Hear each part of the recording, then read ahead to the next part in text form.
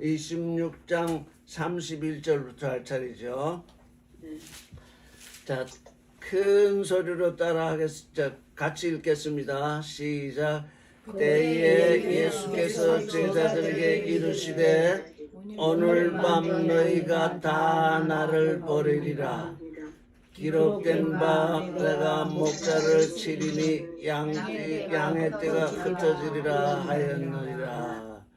이제 예수께서 유월절을 완성하시고 유월절을 이제 이 율법의 유월절을 완성하시고 이제 감람산으로 지금 나가고 찬미하고 감람산으로 나가셨습니다. 그때에 예수께서 제자들에게 이르실 때 말씀하시기를 오늘 밤에 너희가 다 나를 버리리라 이렇게 말씀하셨습니다. 그런데 원문에 보면 스칸달리조입니다. 스칸달리조는 넘어지다, 범죄하다 이런 뜻입니다. 다 나를 버린다. 버린다는 뜻은 의역입니다. 그런데 다 나를 버리리라 이렇게 번역이 되어 있는데 스칸달리스테 엔 에몰 엔 안에서라는 뜻입니다. 엔 에몰 내 안에서 넘어지라. 저는 이 말씀을 읽으면서 이게 무슨 말씀인가? 넘어지기는 넘어지는데 범죄하기는 범죄를 하는데 어디서 넘어지느냐? 어디서 범죄를 하느냐? 예수 안에서 넘어진답니다. 예수께서는 여기서 지금 두 가지로 나누셨죠. 가룟 유다는 예수 밖으로 나가버렸습니다. 예수를 팔아버렸으니까요. 예수 밖으로 나가는 범죄를 했습니다. 근데 예수의 제자들은 범죄하기는 하는데 예수 안에서 범죄를 합니다. 지금 예수께서 이 제자들을 자기 안에서 내가 너희를 품고 있겠으나 너희 육신이 약해가지고 범죄를 하겠다. 나는 너희를 품고 있겠는데 너희는 넘어지리라. 가룟 유다는 예수 밖으로 나가버렸습니다. 그래서 이 범죄에는 두 가지가 있습니다. 육신이 약해서 간혹 우리가 예수 안에 있는데 넘어지는 경우가 있습니다. 이 일이 허다하게 일어나고 있거든요. 우리 예수의 제자들을 보면은 지금 그런 일이 일어나고 있습니다. 그래서 스칸달리죠. 넘어진다. 범죄하긴 하는데 내가 너희를 품고 있기는 있으나 너희 육신이 약해서 지금 범죄하리라. 다 나를 버리라. 의역하면 이제 예수를 버리고 도망한다는 얘기잖아요. 그런 얘기. 그러니까 지금 어떻습니까? 우리가 아무리 예수 그리스도를 잘 믿는다고 하더라도 우리 육신의 연약함 때문에 범죄가 일어납니다. 자꾸 육신의 소욕을 따라서 움직이게 되면 예수 안에 있어도 예수 안에서 넘어지게 됩니다. 그래서 예수가 우리를 품고 있으면 우리는 다시 일어설 수가 있습니다.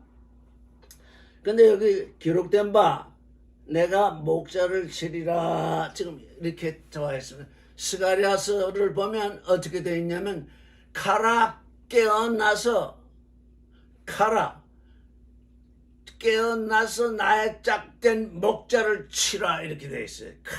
깨어나서 하나님의 칼이 깨어나서 나의 짝된 목자를 치라 이렇게 한 구절이 나와 있습니다. 그게 언제 어느 때 어디서 일어난다고는 전혀 되어 있지 않고 그 한 구절만 나와 있습니다. 그런데 예수께서는 그 말씀이 곧 나를 향해서 하고 있는 말씀이다.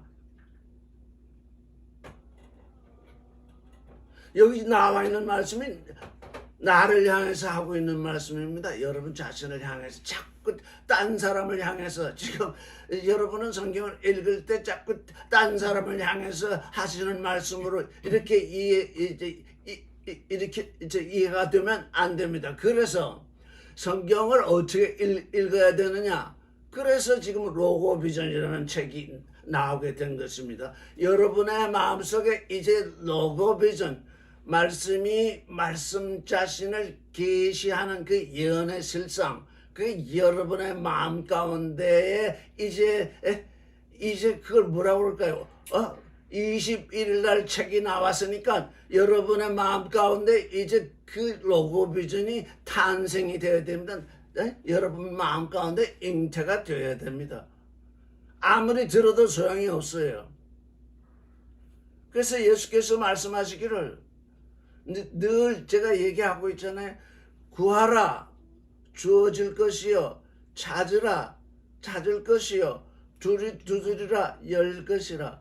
믿음으로 구하고 소망으로 찾고 사랑으로 두드려야 합니다.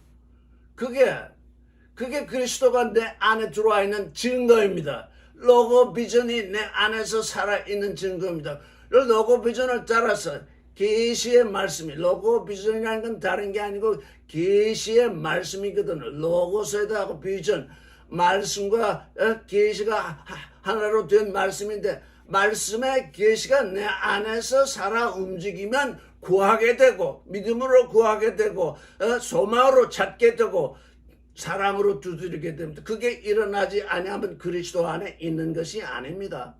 여러분이 지금 그리스도 안에 있다고 할 수가 없습니다. 그저 귀로 듣기만 하고 있습니다.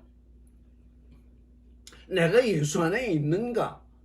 그러면 내가 뭘 구하고 있는가?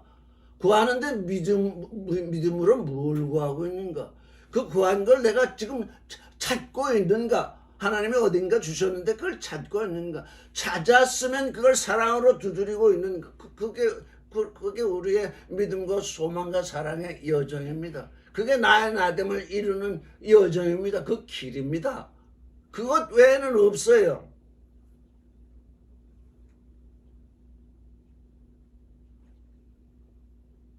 목자를 치리라 했더니 양떼가 흩어지리라 하였대요. 이 시간에서 나온 말씀은 정말 세상 사람의 눈으로 보면 도대체 이 말씀이 누구를 향해 있는 말씀이냐? 이렇게 다 읽어왔는데 예수께서는 그 말씀을 나를 향해서 하고 있는 말씀이었다. 그런 얘기잖아요.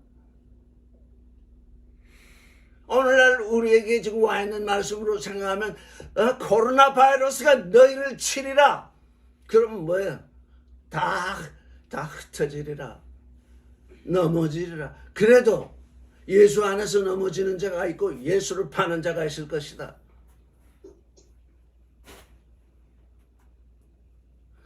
이 세상 모든 일이 말씀을 통해서 내 안에 지금 뭐가 이루어지고 있는가? 코로나 바이러스가 내 안에 충만해가지고 그것 때문에 내가 꼼짝을 못하고 있는가? 그게 나를 치고 있잖아요.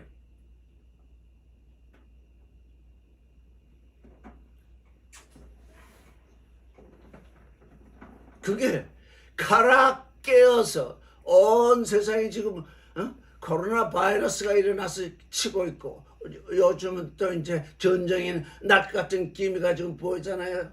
우크라이나에서 전쟁이 터질 것 같습니다. 전쟁의 칼이 우리를 칠 것입니다.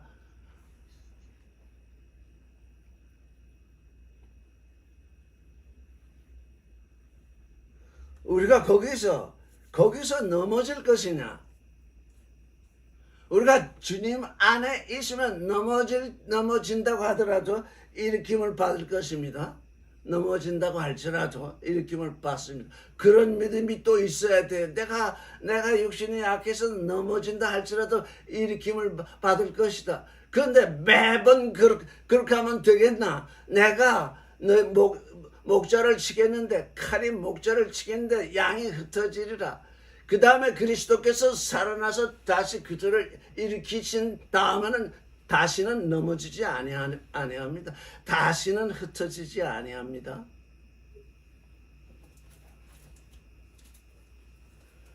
32절을 읽겠습니다. 그러나 내가 살아난 후에 너희보다 먼저 갈릴리로 가리라. 여기 왜 갈릴리가 나옵니까? 알파와 오메가의 주님이시기 때문입니다. 내가 살아난 후에. 그런데 이건 능동태가 아닙니다. 내가 일으킴을 받은 후에 하나님 아버지께서, 하나님이 예수를 죽은 자 가운데서 일으키지 않으시면 예수는 일으킴을 받을 수 없습니다. 죽어 있으니까요. 만민을 위해서 죽었잖아요. 죽은 자를 일으키시는 분은 하나님이십니다. 예수가 스스로 일어난 것이 아닙니다. 아버지 하나님이 일으키셔야 됩니다. 이게 살아난 이게 아니라 일으킴을 받은 후에, 이게 부활의 믿음입니다. 우리가 스스로 죽는 것이 아닙니다. 스스로 우리 십자가를 진다는 것은 우리 스스로가 죽는 것이 아닙니다. 하나님의 아들됨의 믿음 때문에 이 세상과 부딪히다 보면 죽음을 당하는 경우가 있습니다. 그때에 아버지께서 일으키십니다. 내가 스스로 자살했는데 하나님이 일으키시는 법은 없습니다. 육신의 정욕을 따라서 죽어버렸는데 그걸 일으키시지 않는다고요. 나의 십자가는 뭡니까? 생명 때문에, 사랑 때문에, 거룩 때문에, 진리 때문에 이 세상의 육신의 정욕, 안목의 정욕, 이생의 자랑, 선악 지식과 맞붙어서 싸우다가 죽음을 당했을 때 하나님이 일으키신다는 것입니다. 그냥 죽은 자, 육신의 정욕을 따라서, 안목의 정욕을 따라서, 이생의 자랑을 따라서, 선악 지식을 따라서 죽은 자는 하나님이 일으키시지를 않는다고요. 그건 자살행위거든요. 내가 일으킴을 받은 후에 너희보다 먼저 갈릴리로 가리라. 왜? 예수께서 제자를 삼은 것이 갈릴리잖아요. 이제 예수께서 다시 갈릴리로 가시고 제자들이 갈릴리로 모이기 때문에 이제 제자들이 선생이 되는 것입니다. 이제 제자들이 자기들이 출발했던 그 자리에 다시 서서 이제 우리는 스승이 되는구나. 이제 우리가 가르치기 시작하는구나. 예수께서는 갈릴리로 가시는 이유가 그것입니다. 예수께서 시작하신 것이 알파이면 제자들이 갈릴리에서 시작하는 것은 오메가입니다. 갈릴리에서 제자들을 불러서 다시 이제 선생으로 나가게, 목자로 나가게 하시기 위해서 다시 갈릴리에서 다시 하는 것입니다. 왜? 우리는 늘 갈릴리에서 살기 때문입니다. 갈릴리란 굴러다닌다는 얘기죠. 세상에서 지금 굴러다니는 존재입니다. 굴러다니던 그곳에 다시 돌아와서 거기서 굴러다니는 존재들을 이제 가르치기 시작한다는 것입니다.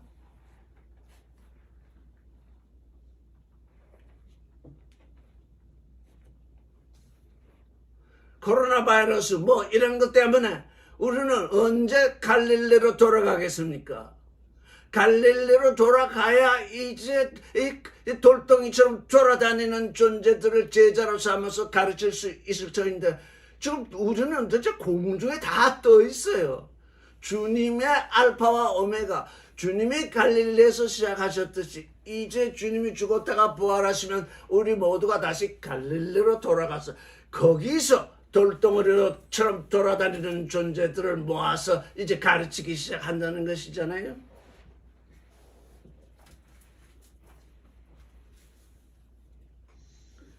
(33절) 같이 읽겠습니다. 시작. 베드로가 대답하여 가로되 다 주를 버릴지라도 나는 언제든지 버리지 않겠나이다. 다 주를 버릴지라도 나는 버리지 않겠나이다. 여기도 스칸달리즘입니다. 다 주님 안에서 다 넘어진다고 할지라도 나는 전혀 넘어지지 않겠습니다. 이게 거짓말인가요? 참말인가요? 이걸 잘 읽어야 됩니다. 우리가 이 말씀을 듣고 이제 예수 그리스도의 말씀을 듣고 그게 깨달음이 왔으면 이런 선언을 해야 됩니다. 왜? 그때는 진짜니까요. 이게 베드로의 기사를 잘못 읽고서 베드로가 이렇게 했는데 다 울기 전에 3번 부인했으니까 나는 이런 말조차 하지 않겠다.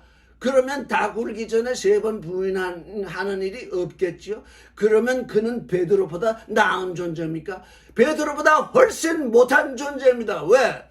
그런 선언을 했는데 다 굴기 전에 3번 부인하고 나서 아니 나는 주님 앞에 주와 함께 죽겠다. 주님을 부인하는 일이 없겠다.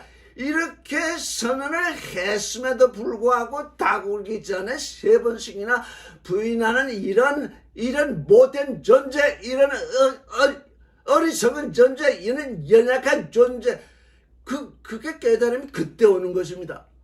자기가 다 굴기 전에 3번 부인할 걸 모릅니다. 왜? 자기의 연약함을 알지 못합니다. 그죠? 말이 앞서가지고 말이 앞설지라도 그 말을 해야 합니다. 왜?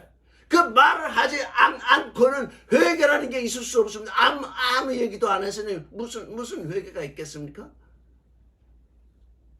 내게 무슨 일이 일어났을 때 그때의 순수한 마음으로 나는 이렇게 하겠습니다. 이런 존재가 될 것입니다. 그럴 때 조금 후에 그게 무너집니다.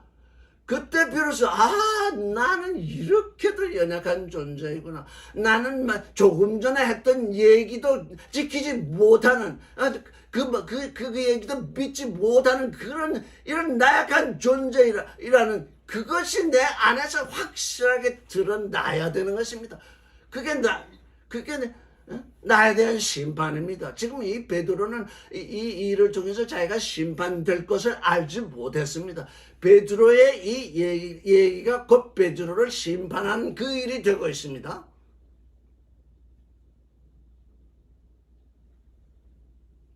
다 중 안에서 넘어질지라도 나는 언제든지, 이것도 언제든지랍니다. 넘어지지 않겠나이다.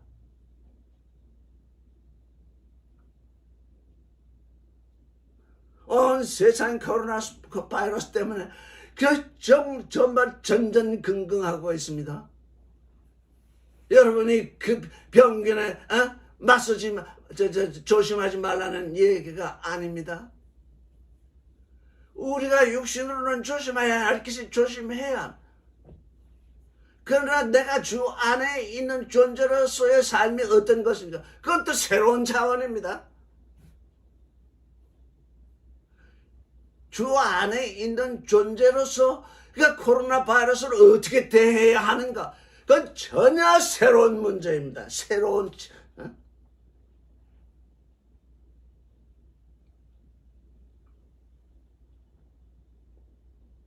34절을 읽겠습니다. 예수께서 가라사대 내가 진실로 내게 이르노니 오늘 밤 다 울기 전에 네가 3번 나를 부인하리라. 3번.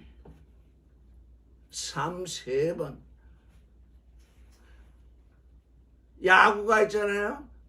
삼진 아웃 뭐 이런 것 3번. 우리 사람들은 이 3번을 매우 중시합니다. 베드로도 이 지금 3번을 부인합니다. 근데 닭이 온다는 게 뭡니까? 닭.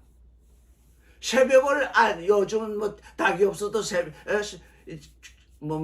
쾌정이 있어가지고 다 올리기도 하고 그냥 뭐 잠이 안 와서 새벽 되기 전에도 깨고 하는데 닭이 울기 전에 닭이 새벽이 되었다고 닭이 신호를 내기 전에 그게 뭡니까?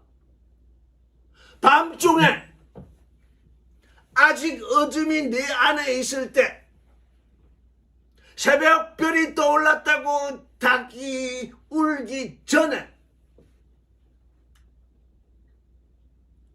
다 예수를 모른다고 부인합니다. 베드로뿐이 아닙니다. 닭 울기 전에. 그래서 주님은 나중에 얘기하시는데 너희는 깨어있으라 그렇습니다. 깨어있으라고. 왜? 지금 주님께서 지금 밤중에 지금 잡혀가시거든요. 밤중에 주님이 잡혀가셔요. 우리 안에 있는 주님이 우리의 흑암 속에 우리에게 흑암이 도달할 때 그 주님이 그 흑암 속에서 잡혀가신다고요. 우리가 흑암 속에 헤맬 때, 닭이 울기 전에 어둠 속에 있을 때 나는 주님을 모른다, 그런 사람이 있더냐? 저주까지 했다고 그러죠.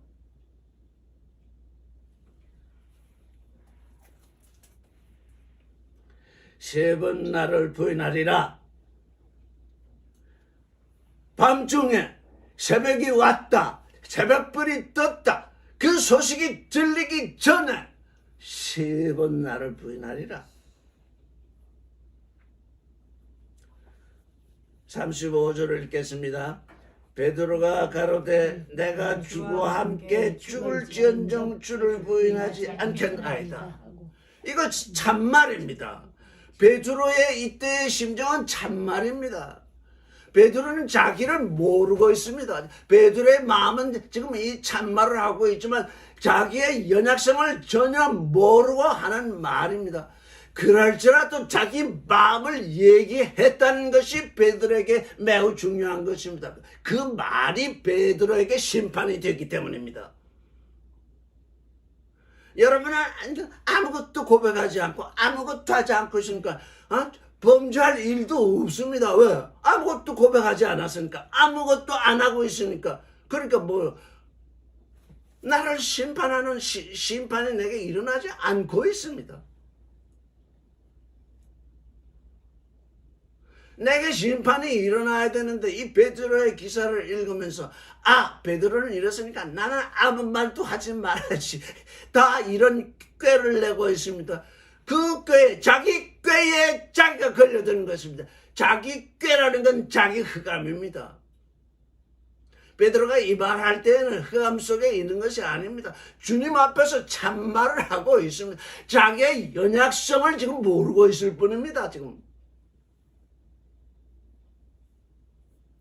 내가 이렇게 연약한 존재였구나. 그 나중에 알게 되잖아요. 이 말을 했기 때문에 그가 알게 되는 것입니다. 이 말을 하지 않았으면 그는 저는 주님 앞에 설 수 없는 존재입니다. 주와 함께 죽을지언정 주를 부인하지 않겠나이다 하고 모든 제자도 이와 같이 말하는. 베드로가 이렇게 얘기하는데 다른 11제자는 가만히 멀뚱멀뚱 가만히 있겠습니까? 요즘 교회라는 것에서 간증하는 거 한 사람이 뭐 간증을 하면 저 사람이 저렇게 하는데 나는 멀뚱멀뚱 가만히 있어야 되나 하고서 또 이렇게 하고 저렇게 하고.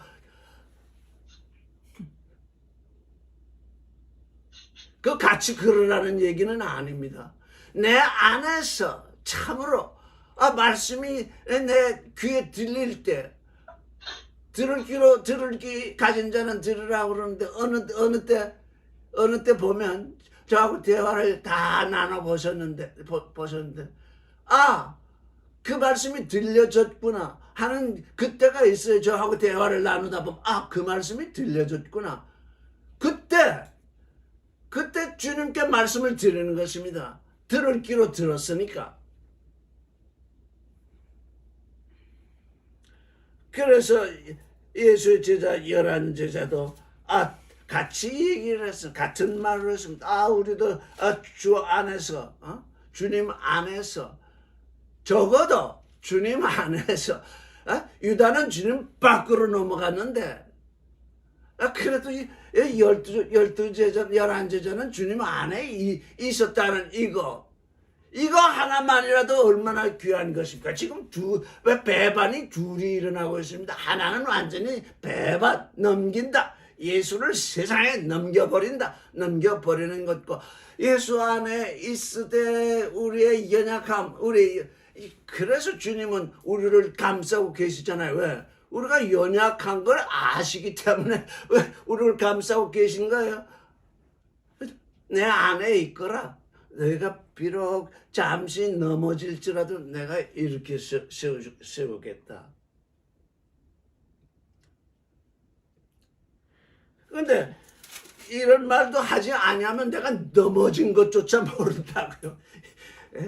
이런 말을 했기 때문에 나중에 예수께서 죽었다가 부활하신 후에 만나니까 아이고 우리가 이런 존재였습니다. 그러나 주님이 나를 품고 있었기 때문에 이제 내가 주님 안에서 일어섭니다. 아 이런 간증이 이런 이 믿음이 일어나는 거지. 뭐 간증도 없고 주님 앞에 말한 것도 없고 내가 도대체 주님 안에 있는지 밖에 있는지 그것도 모르는 존재. 이렇게 되어 있어서는 아니 되겠습니다. 36절 읽겠습니다. 시작. 이에 예수께서 제자들과 함께 겟세마네라 하는 곳에 이르러 제자들에게 이르시되 내가 저기 가서 기도할 동안에 너희는 여기 앉아 있으라 하시고. 겟세마네라는 뜻이 기름 짜는 틀입니다. 기름 짜는 틀. 그래서 이게 물론 그때 지명인데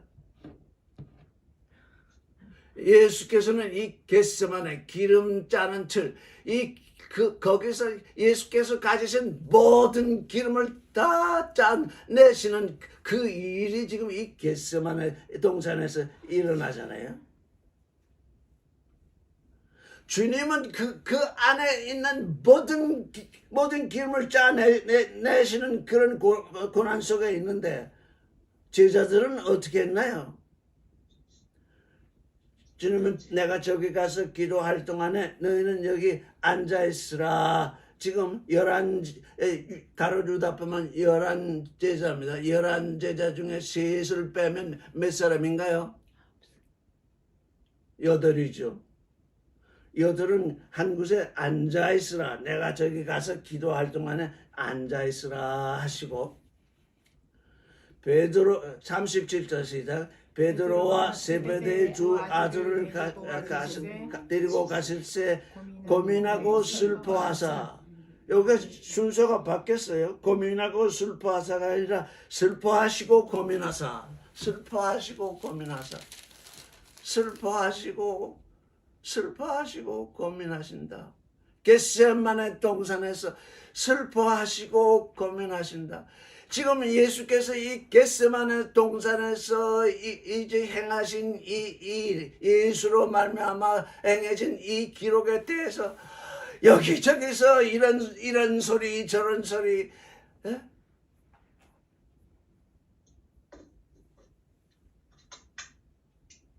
예수께서는 왜 슬퍼하시고 고민하셨을까요? 슬퍼한다. 여러분 슬퍼한다는 얘기는 알죠? 뭐 때문에 우리에게 슬픔이 왔을 때는 어떤 때 슬픔이 옵니까? 슬픔. 언제 슬퍼합니까? 사랑하는 사람이 떠난다든가.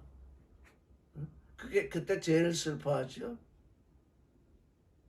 육신을 가진 존재들은 사바다가 사업이 다 망한다든가 그러면 슬퍼하죠.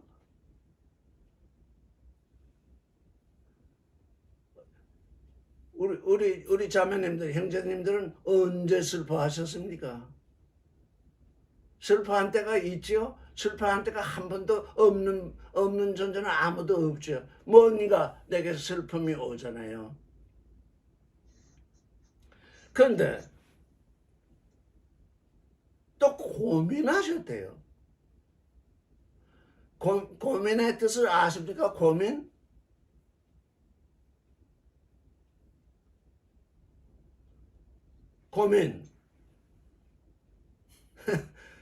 고민한다.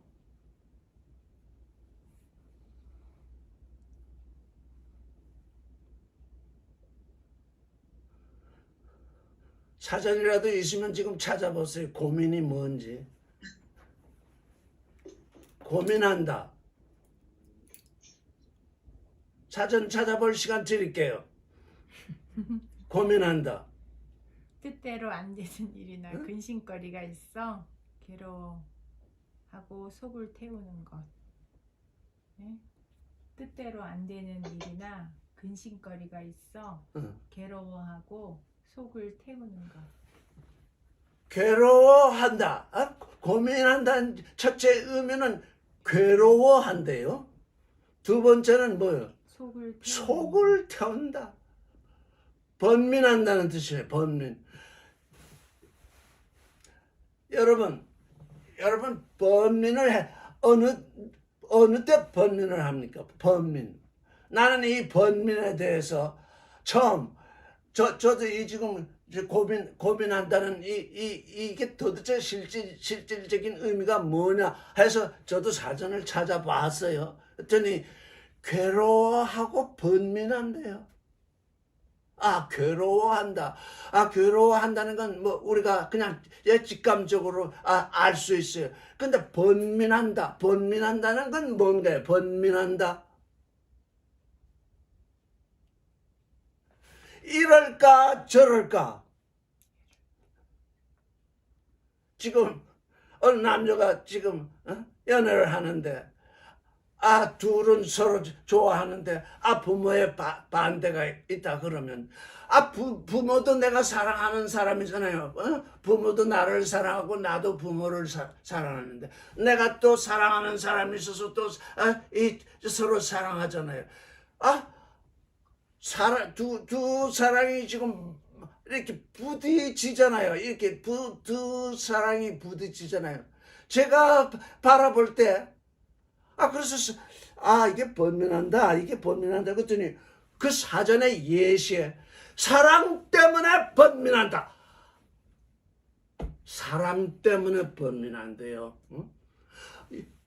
이쪽도 사랑하고 이쪽도 사랑하는데 어느 쪽 말을 들어야 하느냐?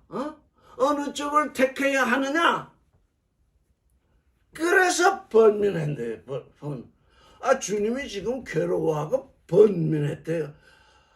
지금 예수께서 십자가를 지시기로 이 성경에 다 나와 있고 나는 기록된 대로 간다고 그러시고 누구든지 나를 따라오려거든 자기 십자가를 지고 나를 쫓으라. 예수께서 제가 이 성경을 다 알지 못하지만 이 말씀을 다 읽어볼 때 예수께서 괴로워하고 번민하신 이 일은 딱 여기서 지금 십자가 지기 직전에 고민하신 이 일이 여기서 일어나고 슬퍼하신 이 일이 여기서 일어나기 때문에 이 일이 뭔가 이 세상 사람들이 죽기 전에 지금 죽음을 당하기 싫어서 지금 느끼는 그 감정인가?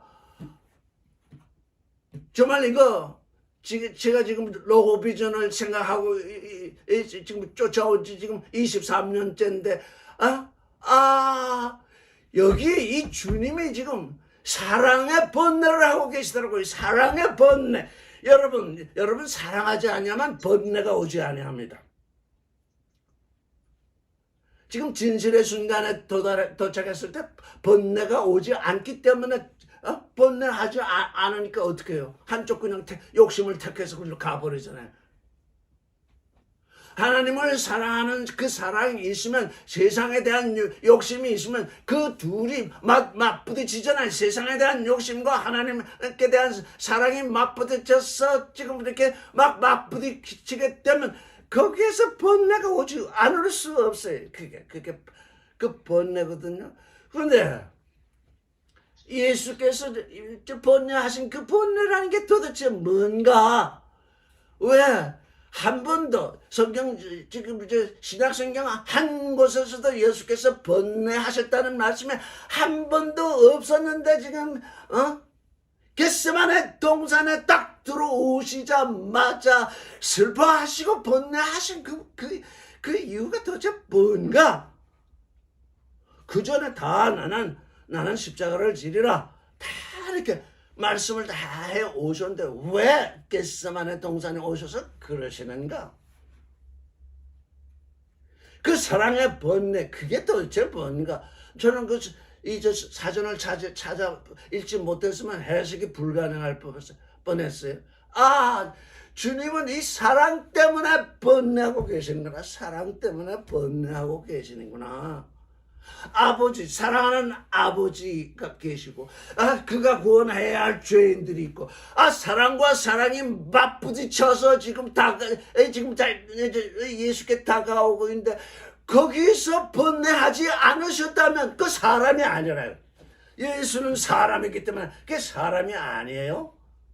아버지 사랑, 죄인을 위한 사랑, 그 두 사랑이 지금 맞부딪히는데 서로 요구하는 요구사항이 다르더라고요.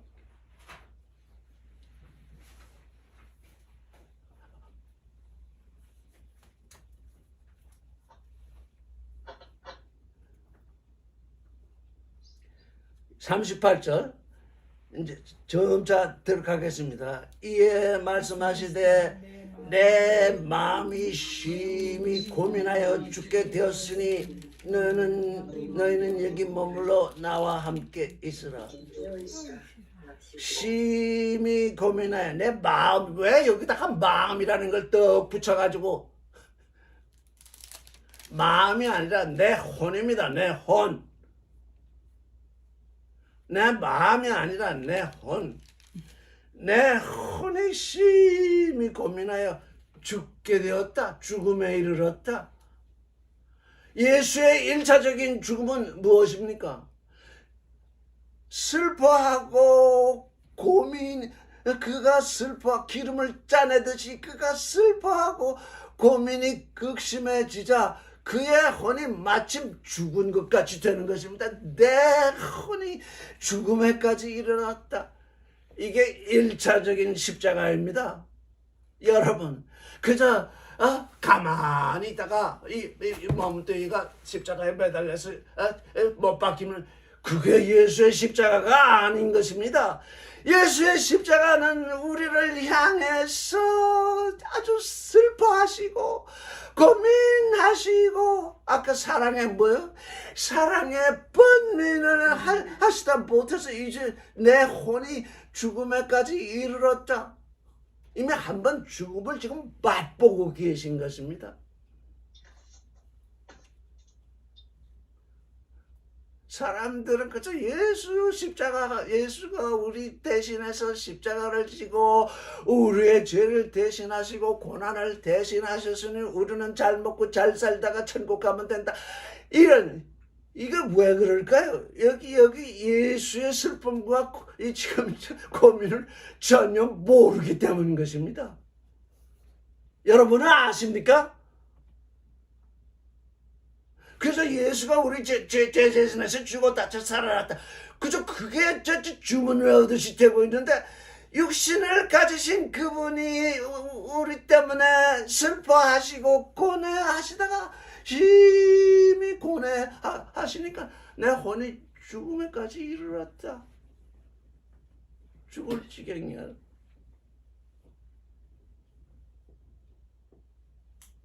그 고뇌, 그걸 생각할 때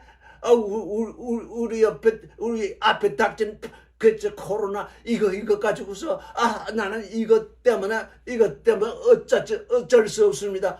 그렇게 하겠습니까? 이것 때문에 어쩔 수 없습니다.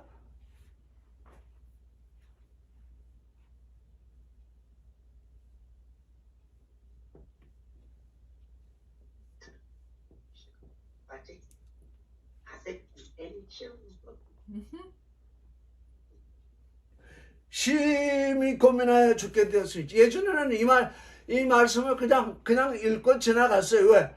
이해를 못했으니까요. 이미 예수께는 죽음이 왔구나. 십자가에 죽는 건 나중이구나.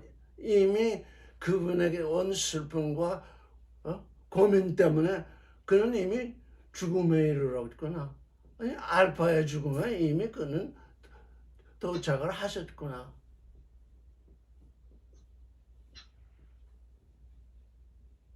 너는 머물러 여기 나와 함께 깨어있으라.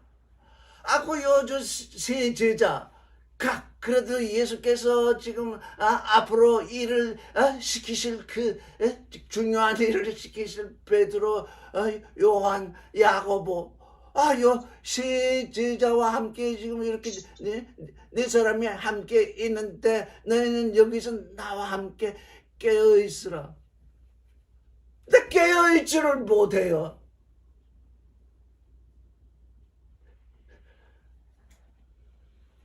깨어 있지를 못해. 깨어 있지를.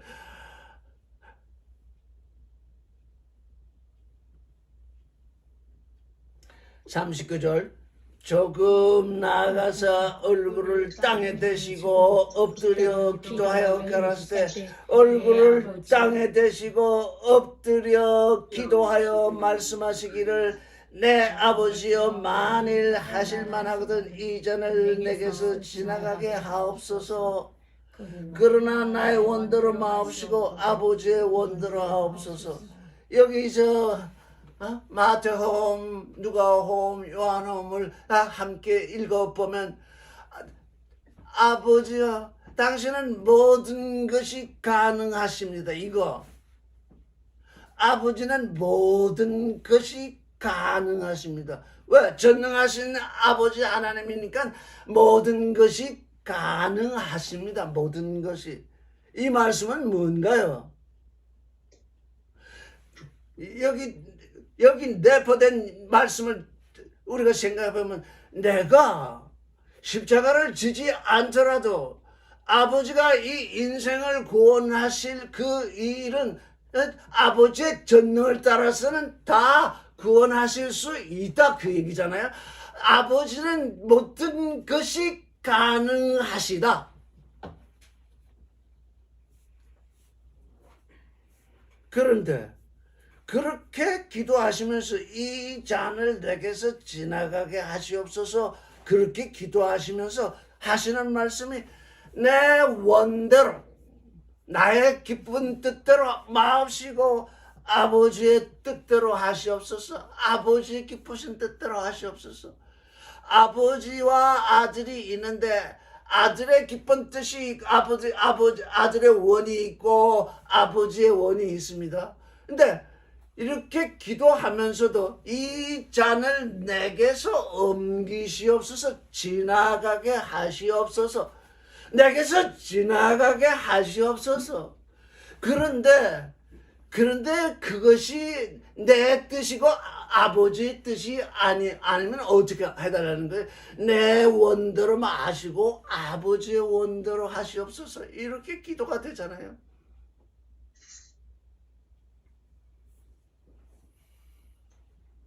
사랑의 번뇌. 자, 사랑의 번뇌. 아버지 하나님은 어떻게 선언하셨느냐?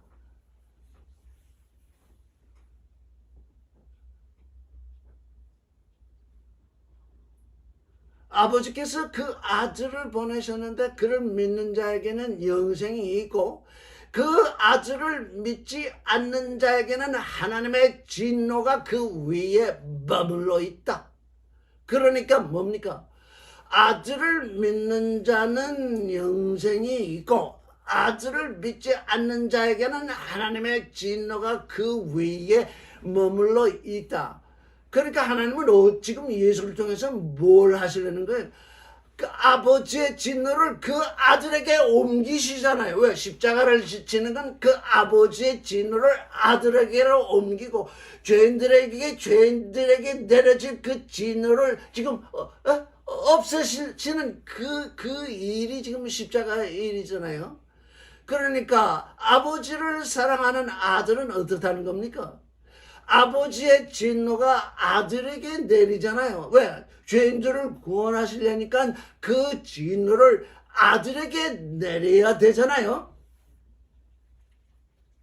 아들이 대신 받아야 되잖아요. 그런데 이 잔을 내게서 옮기시옵소서 하니까 아들에게 내려질 진노를 내릴 수가 없게 되잖아요.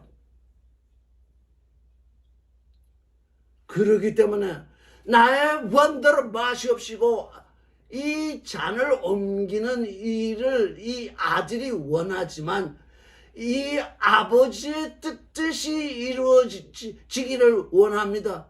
내가 이 잔이 지나가기를 원하지만 아버지의 뜻이 이루어지기를 원합니다. 아버지의 진노가 내게 내려지기를 원합니다. 내 뜻대로 마시고 죄 없는 아들에게 아버지의 진노가 내리도록 아버지는 그렇게 결정을 하셨잖아요. 그건 예언으로 나와 있으니까 그건 원래 아버지의 결정이 그러하다. 아버지의 진노가 아들에게 내려진다. 그거 다 예수께서 아시고 지금까지 여기까지 오신 거잖아요. 그런데 왜 이 잔을 내게서 옮기시옵소서 했습니까? 가룟 유다에 대해서 예수께서 말씀하시기를 저가 차라리 태어나지 않았으면 좋았을 것이다. 그게 저주였겠습니까? 여러분 이거 잘 들으셔야 돼요. 저가 태어나지 않았으면 좋았을 것이다.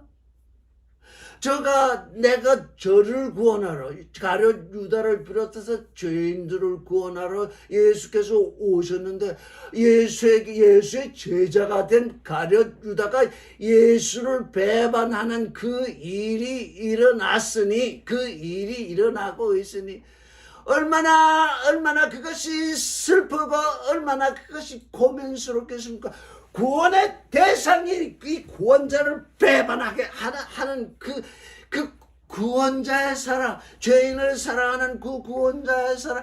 아니 저가 얼마나 그가 슬프시고 괴로웠으면 저가 태어나지 않았으면 좋았으련만.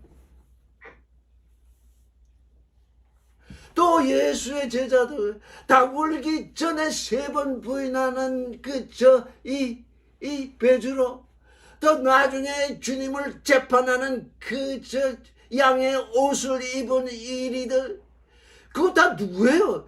그거 주님이 구원하러 오신 그 죄인들 아닙니까? 그 죄인들이 은혜 자리에 앉아서 양의 옷을 입고 주님을 심판해서 지금 사형 선고를 내리고 사형에 처하게 하니까 주님의 사랑의 번민, 내가 죄인을 구원하러 왔는데 저희는 도리어 나를 죽이고 나를 배반하는 이런 안타까운 사정이 지금 여기서 일어나잖아요. 주님의 이 죄인을 향한 사랑이 지금 슬픔과 번뇌로 이루어지고 있잖아요. 또 아버지는 그 분노를, 그 진노를 나는 내게 내리지 않고서는 인생을 구원할 길이 없다. 딱 갇혀버렸잖아요. 그제 누가복음에 보면 이제는 너희의 때요 어둠의 권세다. 어둠의 권세 아래서 육신의 양의 옷을 입은 이들이 심판하는 그 시간 속으로 이 주님이 들어가서잖아요. 주님은 자신의 시간 속에서 자신의 권세로 십자가를 지기를 원하셨는데 아버지는 아니다. 나는 나의 진노를 내리는데 저 흑암의 권세, 저 양의 옷을 입은 이리들에게 너를 맡겼다. 이제 너는 나에게 아무리 간구를 하더라도 나는 네가 그 어둠의 권세 아래서 그 시간 속에서 부활의 믿음으로 거기서 이기고 나오도록 나는 너를 바라보기만 할 뿐이다. 그래서 시편 21편에 나의 하나님 나를 어찌하여 멀리 버리셔서 나를 돕지 아니하십니까? 나의 부르짖는 목소리마저 듣지 아니하십니까? 그게 1절에 나오는 얘기인데 시편 21편이 지금 이 말씀을 해석할 수 있게 해줘요. 나의 하나님 나의 아버지 이 인생들을 구원하게 해서 내가 십자가를 지고자 하오나 어찌하여 나를 이렇게까지 멀리 버리시오. 나를 도와주시지도 않고. 왜? 이건 주님이 스스로 해결해야 할 것이고 주님이 스스로 해결해야 돼요. 왜? 글로 하나님이 글로 던져 넣으셨기 때문에. 그렇지 않고서는 그의 고난이나 그의 슬픔이나 그건 다 거짓이 돼. 왜? 다 이 인생들은 흑암의 권세 아래서 자기 육신의 크로노스 아래서 범죄를 했기 때문에 그래서 너의 죄악이 나와 너의 사이를 내었고 너의 죄가 나의 얼굴을 가리었다. 하나님이 그렇게 선언을 했으니까 그들의 죄를 사하기 위해서 너 자신이 그 속으로 던짐을 받지 않고서는 그게 해결이 안 된다. 그러니 흑암의 권세 속에서 이리의 옷을 입은 그 불의한 존재가 흑암을 빛으로 삼고 빛을 흑암으로 삼은 그 아래서 그분이 아버지하고 한 번도 떠난 적이 없는데 처음으로, 이건 처음입니다. 주님이 처음으로 아버지께 버림을 받는 나의 하나님 나를 어찌하여 이렇게 멀리 버리셔서 도대체 나를 돕지도 않으시고 나의 부르짖는 소리마저 듣지 아니하십니까? 그 상태에 빠진 거예요. 그러니 아버지의 사랑, 죄인을 사랑하는 죄인 사랑. 근데 그 중간에 뭐예요? 그 중간에 어디에 낀 거예요? 흑암의 권세 아래 들어가게 됐고 이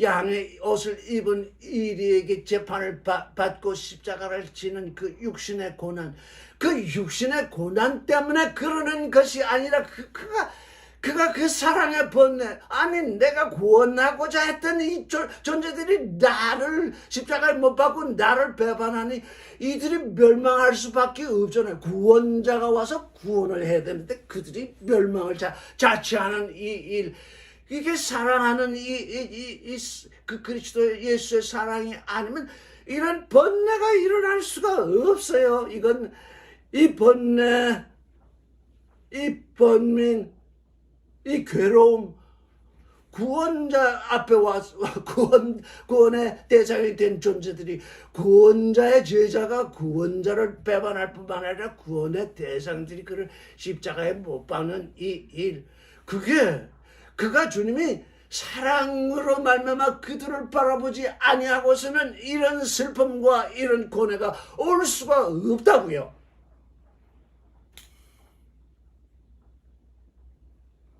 그래서 예수 십자가 이건 정말 너무 비상적이고 너무 말도 안 되는,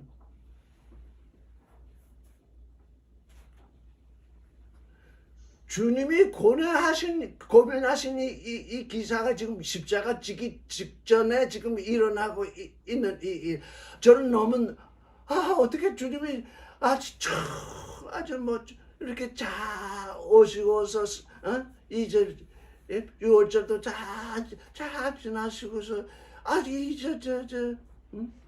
겟세마네 동산 기름 짜는 틀의 동산에서 그의 온 에너지를 짜내듯이 하는 그곳에서 이런 슬픔과 고뇌를 하신 이 일. 그가 육신으로서 젊어서 죽게 되었으니까 그랬을 것이, 아주 사람들은 아는 척 그렇게 얘기를 한다고요. 근데 이게 육신을 쓰신 예수님이 아니었으면 이런 고뇌를 할 수가 없어요. 영원 십자가를 지실 수 없잖아요. 그가 말씀이 육신이 돼서 육신으로 말미암아서 아주 그냥 내 혼이 죽을 지경에 이르렀다, 죽음에 이르렀다 할 때까지 슬퍼하시고 고민하신 그 일, 이 일을 조금이라도 알면 이제 그런 소리를 못해. 무슨 소리? 아, 하나님은 사랑이시니까 윤회를 거쳐서 구원하신다. 아니, 사랑의 하나님이 그 아들에게 분노를 부어서 십자가를 지게 하시는 그 결정을 하셨는데, 그래서 그 십자가에서 죽게 하셨는데, 그 사랑의 하나님이 그 아들, 아무 죄도 없는 그 아들을 죄로 삼아서 십자가를 지게 하신 그 일을 우리는 뭐를 알 수 있느냐? 아버지, 당신은 모든 것이 가능하시온데, 세상 사람들의 생각에는 하나님은 전능하시니까 윤회를 거쳐서라도 모든 사람을 구원하리라 이렇게 말할 수 있지요. 그런데 내가 모든 것이 가능해도 네가 십자가 지는 것만은 변동할 수 없다. 왜? 그것만이 네 십자가만이 모든 음료들을 모든 음료들을 정결한 처녀 마리아가 되게 하고 그 마리아 안에 거룩한 아들을 낳는 그 일, 그 두 가지, 네 십자가 때문에 정결한 처녀들이 될 것이고 그 정결한 처녀들 안에 거룩한 말씀으로 말미암아 아들이 낳아지는 그 일 외에는 온전한 구원이 없다. 나는 이 일을 변경할 수 없다. 너는 그 일을 이기고 올라오너라. 그래서 이 세상의 모든 사설들, 종교들, 윤리들, 도덕들 이게 다 지 생각을 따라서 얘기하고 있잖아요. 하나님의 결정, 이미 결정한 그 결정이 이미 오래전에 이미 아담 때부터 이미 결정이 되어 있었잖아요. 내 아들이 십자가를 지리라. 왜? 나의 진노가 내 아들 위에 내리지 않고서는 내가 참 아들들을 얻을 수 없기 때문이다. 순결한 마리아를 얻을 수도 없고 그 마리아 안에 나중에 거룩한 아들들을 얻을 수 없다. 그게 나의 뜻이다. 당신의 나의 원대로 마시고 나의 원대로 마시고 아버지의 원대로 하시고 그러니까 이 잔을 지나가게 하고자 하는 그것도 예수의 사랑 때문에 일어나고 있잖아요. 아이고, 내가 구원하고자 하는 이들이 다 지금 멸망에 처하게 됐으니 이 안타까운 이 일에 대해서 내가 슬퍼하며 고뇌하나이다.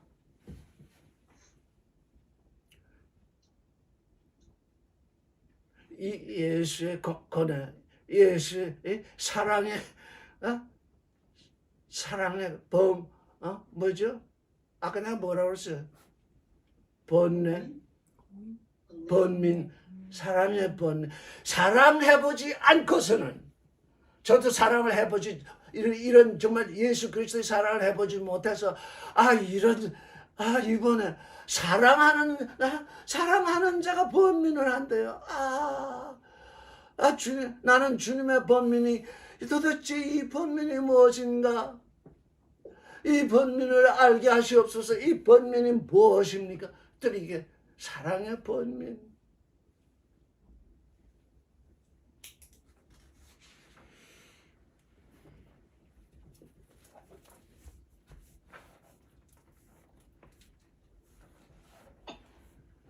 (40절) 제자들에게 오사 그 자는 것을 보시고 베드로에게 말씀하시되 너희가 나와 함께 한 시간도 이렇게 깨어있을 수 없더냐. 이렇게 큰 소리 치는 베드로와 이렇게 한 시간도 주님과 함께 깨어있을 수 없는 베드로, 이게 우리입니다. 앞에 베드로를 탓하면 안 돼요. 우리 자신이 이렇게 되어 있다는 거잖아요. 주님의 십자가 앞에서 지금 이렇게 되어 있는 것입니다. 시험에 들지 않게 깨어있어 기도하라. 마음에는 온유로되 육신이 약하도다. 여기 마음에는 온유로되 육신이 약하도다. 사람들이 이 말이 너무 좋아가지고 그저 죄를 범할 때마다 뭘 할 때마다 마음에는 노했는데 육신이 약해서 이게 죄를 범하는 아주 절대절명의 저 구절이 되어 있어요. 근데 그게 아니에요. 영은 원이로다. 영은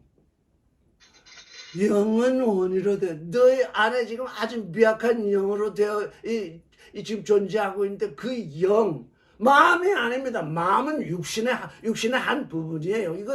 이 성경 번역이 이렇게 되어 있기 때문에 이 성경을 쫓아서 사람들이 범죄하기를 즐거워해요.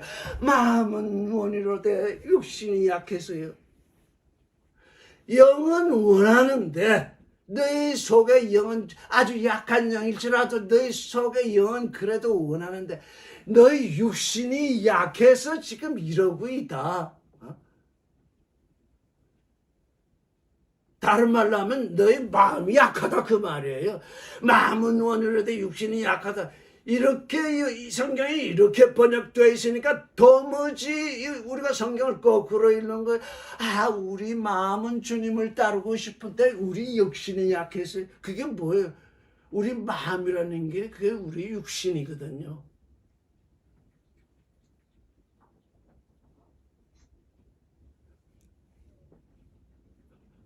우리 마음이라는 게 우리 육신이에요. 육신 속에 마음이 있어요. 다른 말로 하면 내 마음이 약하다. 내 영은 원하는데 내 마음이 그렇게 약해가지고 의지가 약해서 도무지 일이 안 된다. 여러분, 이 세상 돌아가는 그 일에다가 다 책임을 돌리고 나는 아무 책임이 없는 나는 그쵸 마음은 언이로되 육신이 약하다는 옛날 방식으로 성경을 읽는 그 방식 때문에 마음은 원하지만 육신이 약해요. 그렇게 성경을 읽으면서 그렇게 지나가고 있는 것입니다. 지금 영은 원해요. 우리의 영은 항상 우리로 하여금 예수와 함께 깨어있기를 원해요. 근데 우리 육신 속에 특별히 마음이라는 게 있어서 그게 약해가지고 그게 도무지 힘을 발휘 못해요. 그 마음이라는 게 도대체 있는지조차도 못해요. 왜? 세상 일에 대해서는 그렇게 열심으로 가다가 주님의 일에 대해서 도무지 이게 있는지 없는지조차 몰라요. 그렇게 약해져요.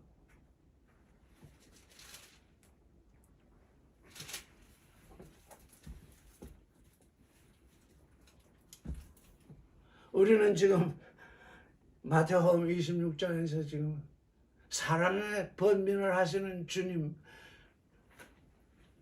겟세마네 그의 모든 에너지를 기름을 짜내는 그 겟세마네 동산에서 그냥 모든 슬픔과 모든 고민을 통해서 이미 그의 혼은 죽음에 이르렀어요. 그게 알파의 죽음이에요. 왜? 마음이 이미 죽음에 이르렀다고요. 육신이 죽는 건 그 문제가 아니에요. 이미 그 혼이 죽음에 이르렀기 때문에. 다만 그가 그렇게 죽음에 이른 것은 그가 사랑의 번민을 하는데 아버지의 진노를 대신 받는 이 죄인들을 위해서 대신 받는 그 일과 그가 흑암의 권세 아래서 이 육신의 세력 안에서 재판을 받고 지금 십자가를 지는 거기에서 도대체 그가 사랑해서 구원코자 하는 존재들이 그를 십자가에 못 박는 그런 일이 거기서 지금 일어날 것이기 때문에 그거 고뇌하지 않는 사람이 있겠어요? 우리를 구원한 나는 십자가를 지게 됐으니까 그냥 지고 가야지. 그분이 도대체 우리를 사랑하셨는지 그걸 알 수가 없는 거예요, 이게 지금.